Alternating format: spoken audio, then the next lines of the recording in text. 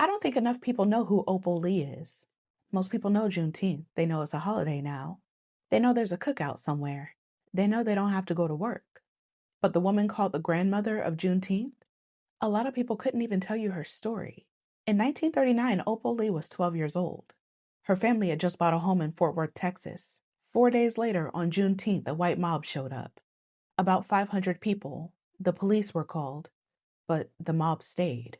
Opal's family got out, but the mob broke in and destroyed everything they owned.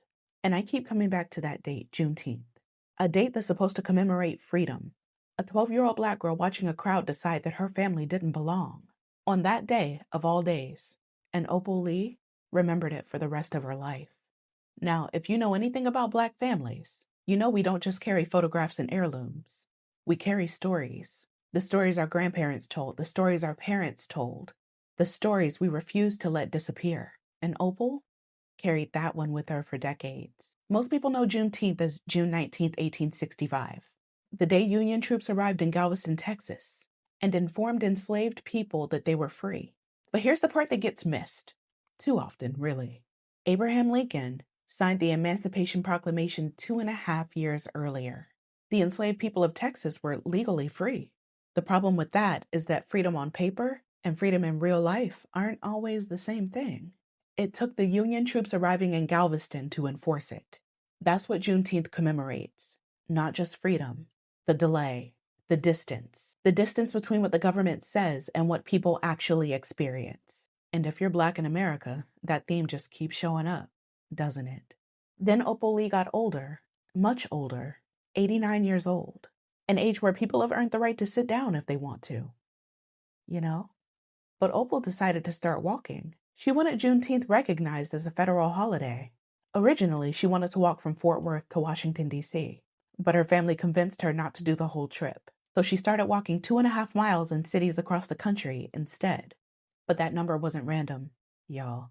It represented the 2.5 years between the Emancipation Proclamation and Juneteenth.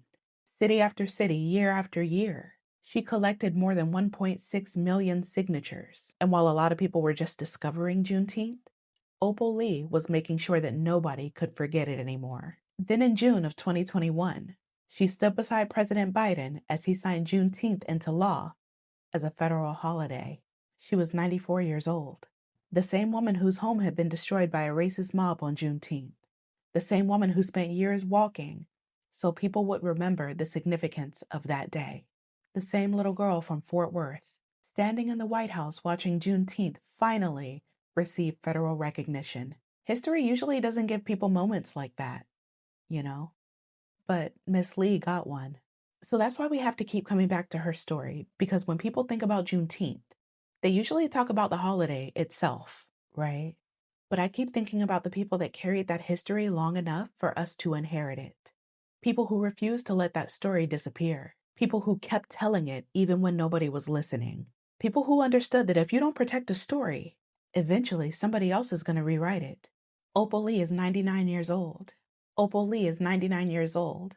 In October, she will be 100. She is still here, still reminding people what Juneteenth actually commemorates. And if anybody's earned the title of Grandmother of Juneteenth, it's probably the woman who spent the majority of her life making sure that the rest of us remembered. Say her name.